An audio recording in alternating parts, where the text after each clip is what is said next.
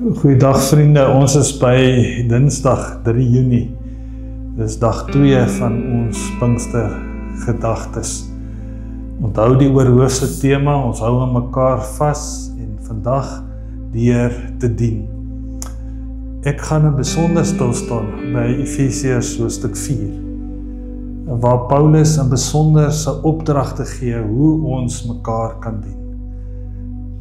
Ek maak jou lus, die apostolaat beteken die uitdra van die evangelie.